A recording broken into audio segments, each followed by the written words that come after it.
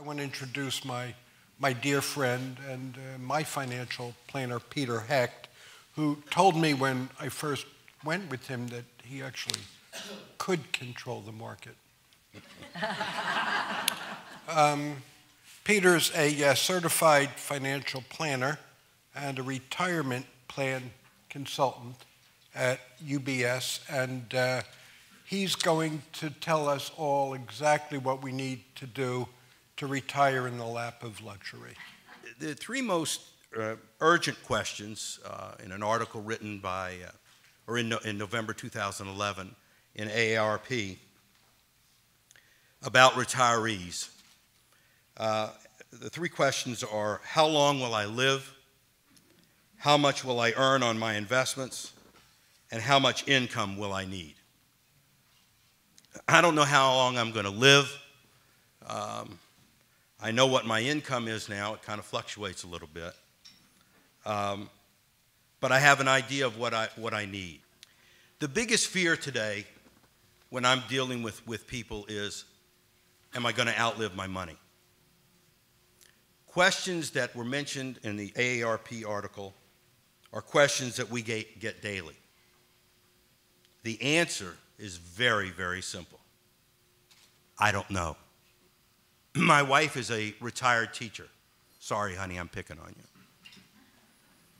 We have one son, and the one thing that rings through to me in our home as he was growing up and when I would visit her class: do your homework. Most importantly, the people that you work with or the people that you interview, do they listen to you? Do they ask probing questions? Do you trust them? And oftentimes I tell people, whether it's investments or the person you're dealing with, go with your gut. Go with your instincts. Research more than one advisor. You may ask friends or family for a referral. You do it when you're shopping for a car, or if you need a doctor or a specialist or any other discipline, a good lawyer, and you don't have one. What value do you receive for their fee? Do they have regular meetings with you? Do they do reports? Are they readily accessible? Do they do regular reviews with you? Do you feel comfortable asking them questions that you don't understand? What we generally do with our group is we have what we call 12, 4, and 2. We are in touch with our clients every month. 4 of those are quarterly reviews, and we meet with them at least twice a year. That's a minimum. If they need more, they get more. What is your advisor's game plan? How are they going to treat you? Is it going to be a cookie-cutter portfolio? Or are they going to devise things to your special needs and risk levels? Now it's time to develop a plan. So your plan should include your income sources if you're still working, you know, what your salary is. Retirement plans, IRAs, 401ks, 403bs, Social Security income. Debits, do you still have a mortgage? I hope after 65 years in your home you don't have a mortgage. If you do, don't come and see me. I can't help you. Credit card debt, bad debt, real bad debt.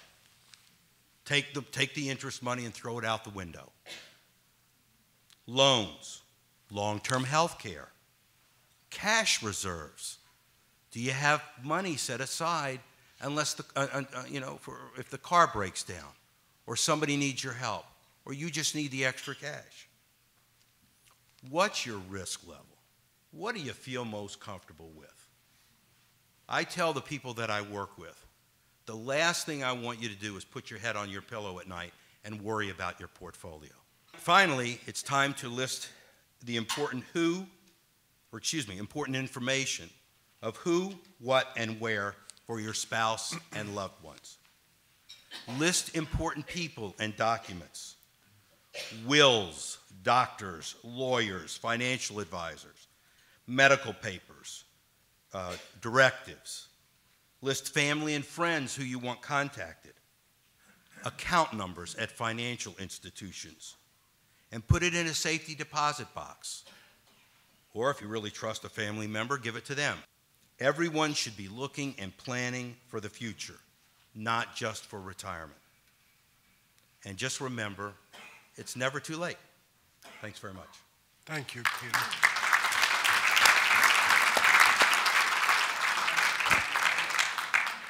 So, you said, what does money mean to you? And after doing psychotherapy for 40 years now, those are the questions I raise too. And inevitably, what I hear is one of two things: either security or control. That's what it means. So here we are trying to envision our future, and the market is all over the place. What can we do with that fear? How can we put our heads on our pillows, like you said, and not worry? You have to be working with someone and adjust your portfolio as to what you feel comfortable with. If you don't want exposure to the market, don't be exposed to the market. If you can handle limited exposure, fine. You know, we have a lot of people who will come to us and say, you know, Peter, I have a very, very conservative portfolio and I want to stay conservative. I say, fine, we'll take a look at it, we'll talk about you, talk with you, and we'll develop a plan with you. And I look at their portfolio, it's 100% stocks. So the answer to the question is, Dan, it's not cookie cutter. It's got to be individualized for you. If you realize that you're going to be super safe in today's market, your income may not be that high.